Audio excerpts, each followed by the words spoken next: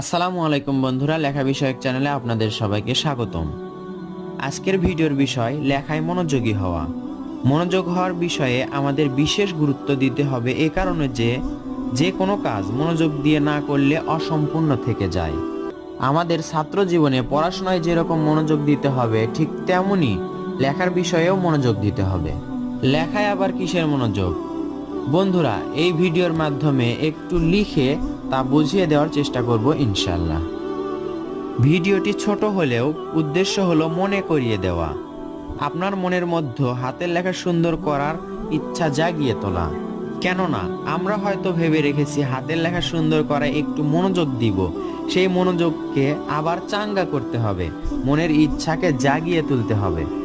বন্ধুরা, আপনারা ভালো করেই জানেন হাতের লেখা একটি লেখা বিষয়ক শিক্ষণীয় চ্যানেল। আর এই শিক্ষণীয় চ্যানেলে হাতের লেখা সুন্দর করা বা হাতের লেখা সুন্দর করতে বিভিন্ন ধরনের টিপস অ্যান্ড ট্রিক্স আপনাদের মাঝে শেয়ার করা হয়। এখানে আপনারা দেখতে পাচ্ছেন লেখায় মনোযোগী হওয়া। আপনি যেটা লিখছেন তার দিকে বিশেষ মনোযোগ দিতে হবে।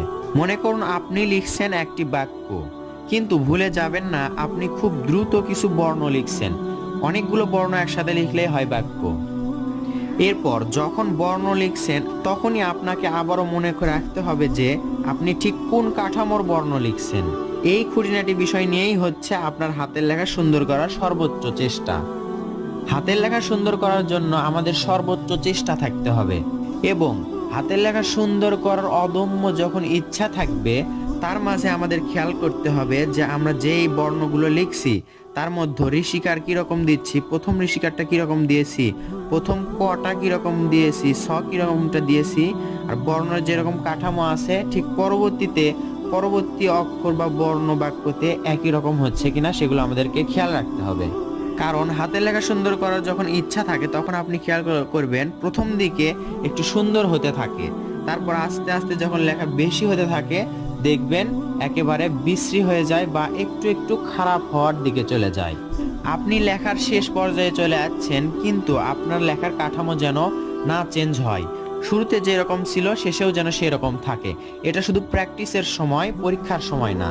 বাসায় প্র্যাকটিস যদি আপনার সুন্দরভাবে হয়ে থাকে এবং লেখায় মনোযোগ দিয়ে লেখা সুন্দর করে নিতে পারেন, ইনশাল্লাহ পরীক্ষার খাতাতেও আপনার সুন্দর লেখা হয়ে যাবে।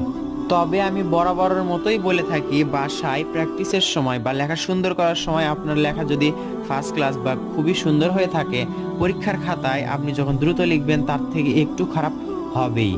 আপনার লেখা যদি একেবারেই খারাপ থাকে বা মধ্যম কোয়ালিটির মধ্যেও থাকে তাহলে পরীক্ষার খাতায় আপনার লেখা হবে তার থেকে একটু বেশি খারাপ।